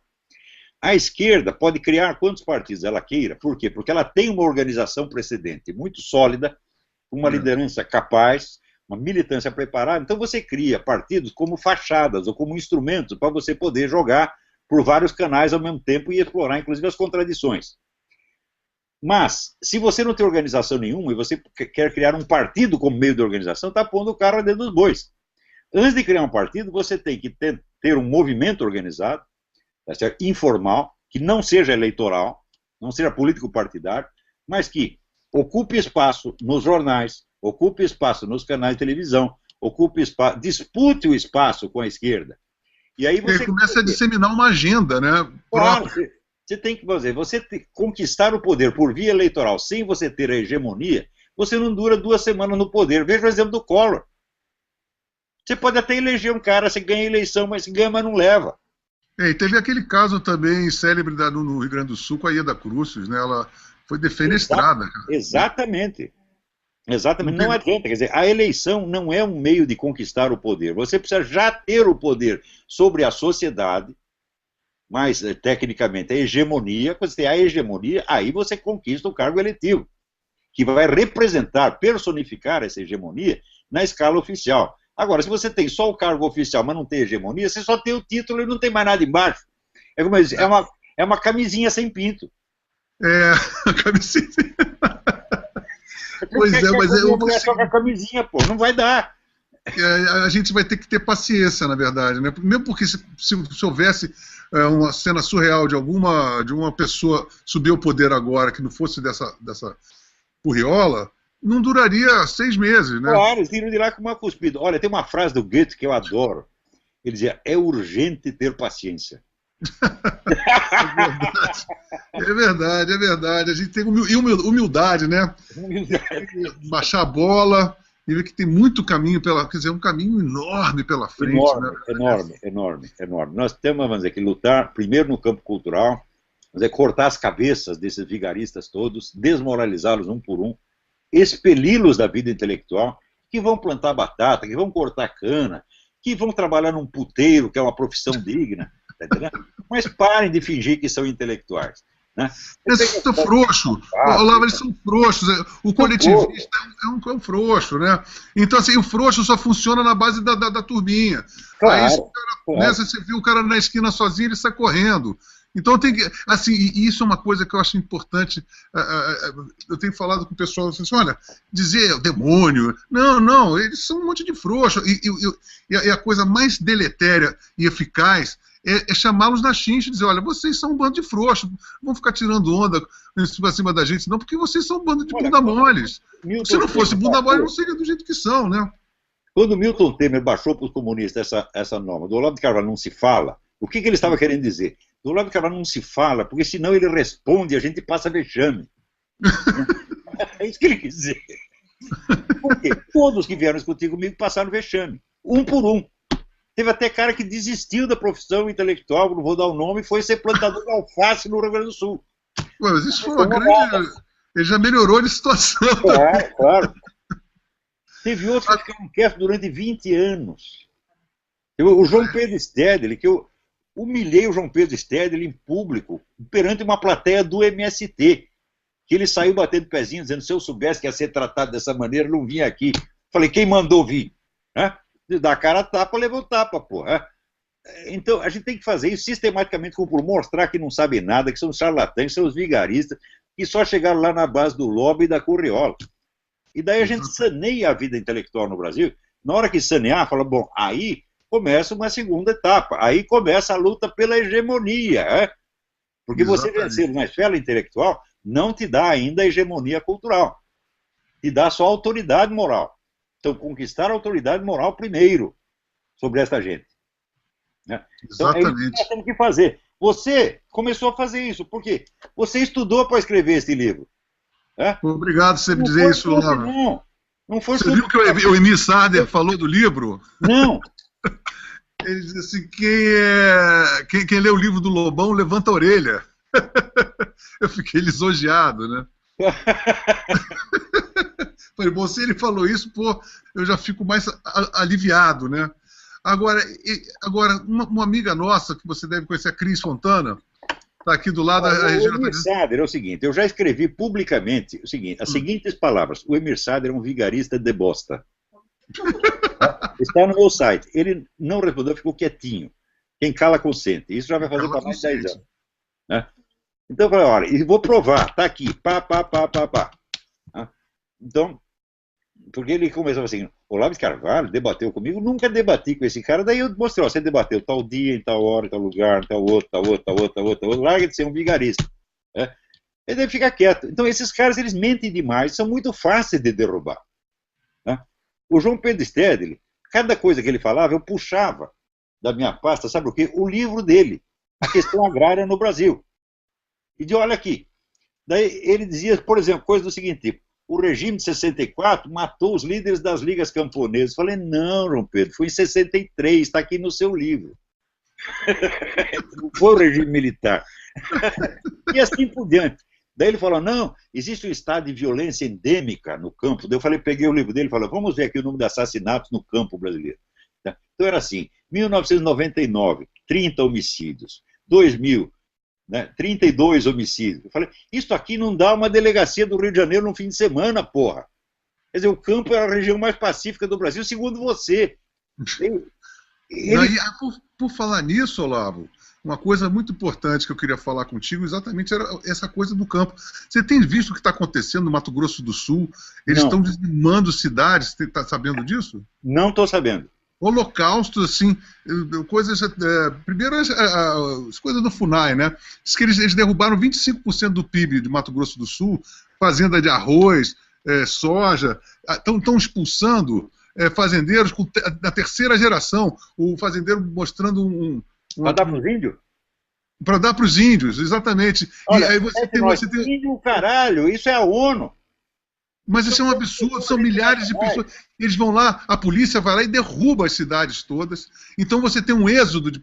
Isso deve ser uma coisa épica, porque você tem milhares de pessoas perambulando, feito fantasma nas estradas de Mato Grosso do Sul, sem casa, com gado morrendo pelo caminho. Tá Agora entendendo? você veja, isso não aparece nem na literatura brasileira. A literatura dos nossos últimos 40 anos não reflete nada do que aconteceu. Isso daria um puta de um romance de passagem. Não sabe qual é? O sofrimento da esquerda durante a ditadura militar. O tempo parou. Não, só se fala sobre isso, só se filma sobre isso. Não aconteceu nada depois, ninguém mais sofreu. Nós temos 70 mil homicídios por ano. Não tem um livro, não tem um conto que reflita isso, não tem uma peça de teatro que reflita isso, não tem um filme que reflita isso. Como é possível? Quer dizer, é a total alienação, já é um estado de psicose mesmo. A gente vive numa guerra civil velada, né? Claro, claro. Mas é a guerra civil que só um lado atira, o outro só morre. Pois é. É caçada de coelho. Não, exatamente. E daí nós temos agora essa coisa do beneplácito do intelectual de esquerda, dizendo, não, mas é que tem que ser essa coisa do black bloc. Você chegou a ver o Roda Viva, esse último do Mário Sérgio Conte? Não. Pelo amor de Deus. Pô, eu já tenho sofrido demais, pô, eu tô com 66 anos, não tem dó de mim, pô. É o do Pablo Capilé? Isso. Ah, mas eu não Foi posso ele que ver o Pablo desencadeou Capilé, pô. Eu vejo o Pablo Capilé. Coisa sensacional que eu te esqueci de dizer também, que você não sei se você sabe. Eu tô aqui, eu perdi que eu tirei a aba. Mas era assim, uma coisa da mídia ninja. Olha só, mídia ninja convocando o Alex Burgo, depois manda para você, que eu já mandei para ele. Depois, o Alex, você está me vendo? Manda para o Olavo. Que é o seguinte, convocando para hoje, às 18 horas, para cá, todo mundo para casa do Joaquim Barbosa, para fazer uma manifestação de repúdio na coisa do mensalão, não sei o quê. Quer dizer, aí eles vão, convocam todos os populares vão para a porta do Joaquim Barbosa, que eles acham que é uma tremenda falcatrua, e eles, como mídia imparcial, produzem a notícia e depois vão lá e eu estou morrendo de curiosidade para saber o que aconteceu desse evento. E depois eu vou pegar esse link, porque tem um link lá, Mídia Márcia, uma coisa assim, Mídia Ninja convoca a população. Mídia Ninja. Eu vou te dizer uma coisa, e aí dizem que são imparciais, sob um boato que o Capilé estaria bandeando-se para a Marina Silva e que estaria sendo cotado para o Ministério da Cultura. Mas Marina Silva. Eu acho perfeito. É um ministro talhado para o cargo, para a cultura brasileira. Né? Agora, um sujeito que tem ódio a artistas, você pensa bem, 10 anos de promoção de bandas e artistas novos, a única pessoa que você conhece no meio é o Pablo Capilé, que não toca porra nenhuma. Não é? Bom, não toca porra nenhuma, não sei, no banheiro deve tocar. Mas eu te digo que sim, ele odeia artista, não quer saber de artista, diz que artista é igual a pedreiro, que é tudo a mesma coisa, e etc e tal. E aí a gente está na mão desses caras. Eu fico com pena dos artistas que estão começando e que são obrigados a tocar de graça. Eu fui a Goiânia agora e um sócio deles, um dissidente, disse que eles fazem o seguinte, eles pegam a verba pública, chegam na cidade, na periferia da cidade, eles dão uma cantada na população mais humilde, dizendo assim, vocês vão receber grandes artistas, recebam os artistas de graça. Bota um monte de artista lá, diz que tinha toalha comunitária para 300 pessoas. Então, eles pegam um dinheiro de 800 mil reais, 1 milhão de reais, botam no bolso, transformam em um dinheiro lá que eles inventaram chamado Cubo Card, que é impossível de você fazer uma auditoria. Agora, você veja, muito me espanta que ainda haja militantes na esquerda que ficam escandalizados com a roubalheira. Isso quer dizer que eles acreditavam em comunismo honesto. Olha, os caras da esquerda que roubam até merecem algum respeito. Vamos dizer, pelo menos ele faz alguma coisa. Mas esse pessoal esquerdista, moralista, eles são os piores de todos. Porque eles não entendem que a coisa é intrínseca. O comunismo é roubo, o comunismo é empulhação desde que ele existe. Sempre foi assim. Eu te confesso, Olavo, que eu fumo. Eu tenho um livro que eu faço uma confissão mais detalhada, mas assim, eu quando votei no PT, eu nunca fui comunista, não. Nunca fui mesmo. Mas assim, achei que era uma hora da história brasileira ter um governo que pensa assim, pô, já que acabou o comunismo, esses rapazes conheciam um ou outro, achei simpáticos, e eu falei assim, não, eles estão com a bandeira da honestidade, então vamos dar a vez a, pelo menos, um cenário de tanta corrupção a esses caras que estão lutando pela honestidade. Isso aconteceu comigo e acredito que aconteceu com muita gente. Veja, no tempo em que eles se notabilizaram como sendo o partido da moralidade, quando eles denunciavam todo mundo, sobretudo naquelas CPIs da década de 90. A ética. A campanha da ética na política. Naquele tempo, eles já tinham o serviço de informações, o serviço de inteligência do PT, montado, infiltrado em tudo quanto é lugar. Quer dizer, eles já estavam preparando esquemas como o Mensalão com 20 anos de antecedência. O chefe do serviço de inteligência do PT era o Zé Dirceu. Esse serviço de inteligência foi instrumento do PT depois, instrumento do Mensalão. Porque para os caras entrarem no Mensalão é o seguinte: meu filho, nós te damos, você tem aqui uma alternativa, nós temos aqui um dossiê sobre a sua pessoa. Né? Nós sabemos que você comeu uma menininha de 12 anos, matou um sujeito no Mato Grosso, etc, etc. Então você tem duas alternativas: ou nós te damos um dinheiro, você trabalha para nós, ou nós contamos tudo isso. Então foi um instrumento de chantagem que eles montaram desde os anos 90. Eu estava lá e eu vi. Eu acompanhei a CPI, por exemplo, a CPI das empreiteiras.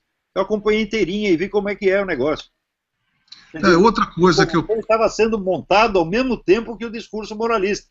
Não é que ele se corrompeu. Não, foi simultâneo. Foi planejado, né? Agora, por exemplo, eu estava fazendo isso na minha fase que eu estava atuando em rádios comunitárias, eu estava querendo fazer um link de uma coisa alternativa para a música, acabei por portas e travessas no colo do partido do PCB. E do PCB fui direto para o PT, porque eu entrei no núcleo duro do PT, que era em Sergipe. O núcleo duro do PT era em Sergipe. O Marcelo Deda, tinha de Wilsonzinho, Regina? Né, que era o marido da nossa querida Tânia Soares, que foi a deputada que fez o negócio da numeração. E aí, o que aconteceu? Eu comecei a entrar em rádios comunitárias, e aí aí comecei a me sentir muito otário, porque eu fui na periferia aqui de São Paulo fazer um périplo por rádios comunitárias, e aí eu vi, tinha um vereador, Albertão, você lembra do Albertão? Albertão do PT. Ele veio receber uma mala enorme, um colombiano, aquela cara de colombiano, sabe? Abriu uma mala numa rádio comunitária, a rádio estava caindo aos pedaços, uma mala cheia de dólar, sabe? E aí o cara falou, não, esse cara é das Farc. Esses caras são das Farc. Quer dizer, eu falei assim, o quê? Cabia na cueca isso aí, hein? Pois, não, sabe, dinheirão, assim, para coisa municipal, porque o cara era vereador, né? E o cara das Farc ali, na maior cara de pau, né, com muita grana, era uma mala cheia de dinheiro, de nota de dólar, e aí eu comecei a ficar assim, pô, mas peraí, se era pela bandeira da honestidade, eu acho que eu não estou no lugar certo, né? Pô, mas isso é uma norma de Lenin. Diz assim, fomentar a corrupção e denunciá-la. Isso é sistemático. Onde quer que eles tenham tomado poder, eles fizeram isso. Agora o pessoal não estuda a história do comunismo, não estuda estratégia comunista, não estuda nada. Então não percebe, por exemplo, que a KGB continua em atuação exatamente agora. Agora você tem mais agentes soviéticos, russos aqui do que tinha no tempo da União Soviética. Você mesmo falou que as Farc seria o antípoda da KGB aqui na América. A FARC foi criado, foi um pseudópodo da KGB. Um pseudópodo. Joseph D. Douglas, lê esse livro, Joseph D. Douglas, Red Cocaine, conta como é que a KGB montou as FARC já 50 anos atrás. Pois é, né? Foi velha a KGB sempre. Agora, a Rússia, ela está mudando de discurso. Né? Ela viu que o discurso comunista não pegou muito bem, então o que faz? Você mantém o mesmo esquema de poder absolutamente intacto e muda a casca verbal do negócio. Mas eles estão agora nacionalistas ortodoxos. A nova ideologia que é do Dugin. Você leu o meu debate com o Alexandre Dugin? Eu estou com o livro aqui, mas eu não li. Não. Eu vi um debate seu... É o seguinte, vamos juntar, em vez de ficar só com a ortodoxia comunista, nós vamos juntar e fundir todos os discursos anti-americanos. Comunista, fascista, nazista, islâmico, anarquista, tudo que tiver de anti-americano, nós vamos fundir, vamos usar tudo. E vamos atrair todo esse pessoal para nos apoiar. Então, eu vi o Duguinha aqui falando uma coisa no YouTube, mas ele é patético, é primário, falando sobre o Brasil, coisas ridículas. Bom, ele ali naquele debate, para dizer a verdade, ele tomou no cu, né? Isso aqui é verdade. Passou uma vergonha desgraçada, tá entendendo? Eu dei uma vista d'olhos e falei assim, não tem a menor estrutura. Não tem a menor estrutura. Não, o debate foi duríssimo. Para mim não foi duríssimo, foi diversão. Que absurdo, né? Pois é, agora só para a gente terminar, Olavo, sobre essa coisa das Farc, pô, a nossa querida Cris Fontana perguntou se a gente não poderia falar um pouco mais detalhadamente sobre a participação das Farc. No fórum, a gente já falou sobre essa coisa de ser um pseudópito da KGB. Você teria alguma coisa mais a alinhavar para a gente concluir A coisa mais importante é o seguinte, quase 20 anos atrás, 20 ou 15, o Fernandinho Beiramar confessou ao exército da Colômbia que ele anualmente trazia armas do Líbano para trocar por 200 toneladas de cocaína das Farc todo ano. Então, as Farc já naquela época já tinham se transformado no dominador monopolístico do mercado brasileiro de drogas. Praticamente só entra a droga no Brasil pelas Farc. Não há mais nenhum... Todo mundo falando da fronteira, que não nasce cocaína na favela, está aí. O ponto de entrada é basicamente... esse. E essa coisa não parou, porque você prenderam o Fernandinho Beiramar. Veja, ele confessou isso na Colômbia. Quando chegou no Brasil, ele foi levado para uma comissão parlamentar de inquérito e gozou da cara dos senadores, deputados, mandou tomar no cu, humilhou os caras e não falou nada.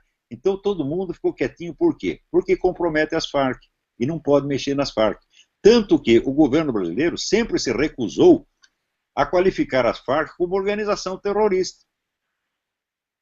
Então, agora estão dizendo, está havendo uma discussão no Congresso para poder tirar essa peste de traficante do Fernandinho. Tem gente até hoje que diz, o Olavo de Carvalho acusa, sem provas, o PT de estar associado com as Farc. Como sem provas? Está lá as atas todas do Foro de São Paulo, o Lula presidindo assembleias do Foro de São Paulo. Ele se referindo ao Maruanda, não era? Como é? Tem um tape dele que ele está falando diretamente com o cara, né? Falando nominalmente. Não, ele deu o Raul Reis, que era o comandante das Farc na época, deu uma entrevista à Folha de São Paulo, dizendo, não, nós estamos cheios de contatos no governo. Daí perguntaram, diga um nome. Ele disse, por exemplo, o doutor Emir Sader, e deu uma meia dúzia de nomes, já era tudo gente dele no governo. Aí você sabe... A revista do Foro de São Paulo, América Livre. Quem dirigia a revista América Livre? Gilberto Carvalho, meu Deus do céu. Quem você sabe que no mês passado... Quem fazia parte do conselho, Frei Beto fazia parte do conselho, Emir Sader, estão todos lá. E no mês passado, você sabe que qual é o nome daquele menino, o governador do Rio Grande do Sul, aquele da punhetinha? Não o bigodudo, o da punhetinha, o Tarso Genro. Tarso Genro. Não, da punhetinha, o Olívio Dutra foi campeão de punheta e se gabava disso. Ah, foi o Dutra? O Dutra foi o campeão de punheta. Ele disse, ele se gabava. Isso não foi aos 12, 13 anos, não foi aos 20. Que maravilha, hein? A destreza total. Você sabe que... Ele escreveu o poema do sêmen derramado, né? Chorar pelo sêmen derramado. Ele chamou ele de poeta de mão cheia. Só tem punheteiro, rapaz. Agora, você sabe que o Tarso Genro agora Pois, mas eu vi uma foto dele fumando um baseado deste tamanho agora, a cara toda assim, os olhos todos cheios de... Ele permitiu que um coronel lá das Farc fizesse um discurso no meio da praça lá em Porto Alegre, você sabia disso? Pois, ó, o pessoal das Farc era hóspede de honra do governo do Rio Grande do Sul quando era o governador Olívio Dutra. Pois então... O oficial, hóspede oficial. Quer dizer, só não vê quem não quer, né? A mulher do Olivério Medina... Sim, a mulher do Olivério Medina, que criaram uma treta para dar um emprego para a mulher do Olivério Medina. Quer dizer, só não vê quem não quer, né? Só não vê quem não quer, claro. Por isso que quando eu escrevi esse livro, eu comecei decepcionado, e depois eu fui estudando, fui vendo assim, não é uma questão só de achar que eles são ladrões, não, eles são ladrões em detrimento de um plano muito mais sombrio, mais nefasto, né? Mas você vê, mas essa é a mentalidade psicopática mesmo, leia lá no livro do Lobachevsky. São pessoas que não têm sentimento moral nenhum, a não ser sentimento de autopiedade, isso sempre tem. Você vê o Lula, depois de pegar a presidência da República, quando ele fala da infância dele, ele chora. Você já viu ele chorar porque morrem 70 mil brasileiros assassinados por ano? Isso não é da conta dele. Mas ele tem saudade do tempo que ele comia as cabritas, fica chorando, ai, as cabritas, que saudade. Né?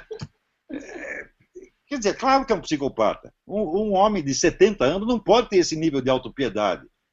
Né? Eu também falo da minha infância. Eu, na infância, sofri muito mais com o Lula porque eu nasci semi-morto e fiquei semi-morto durante 7 anos. Quando eu lembro do que acontecia na época, eu acho engraçado. Né? Porque eu nunca tinha estado saudável e eu achava que todo mundo, quando nascia, era aquela merda igual a mim. Entendeu? Nunca me senti vítima de merda nenhuma. Depois que eu saí, eu falei, caraca, tava muito ruim, né? Eu achei que as pessoas eram normal, elas nasciam, caíam na cama e se fodiam.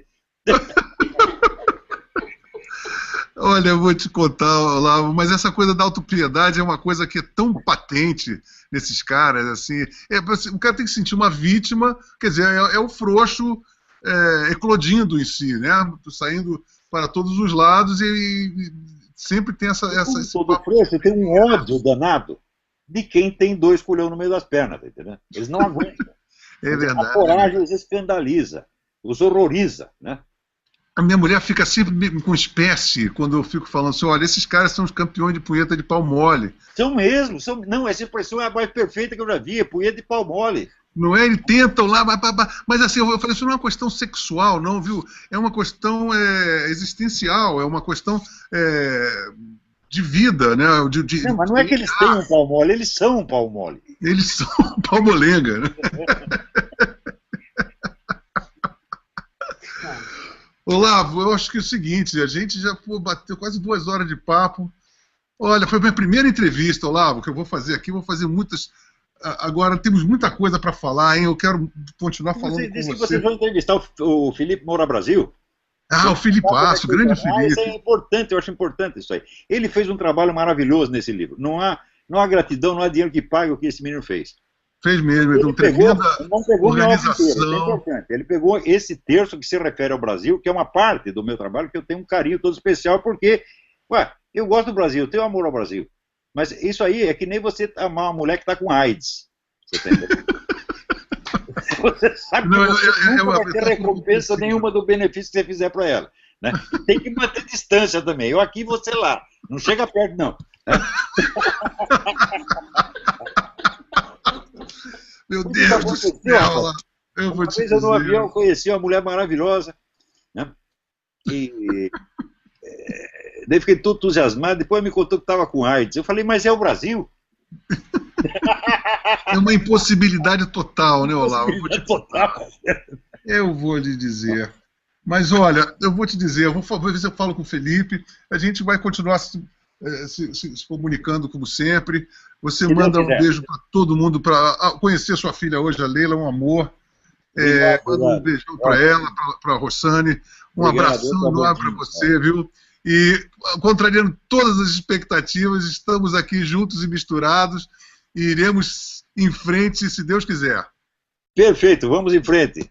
Um forte abraço, Olavo. Forte abraço. Tchau, tchau. Tchau, tchau.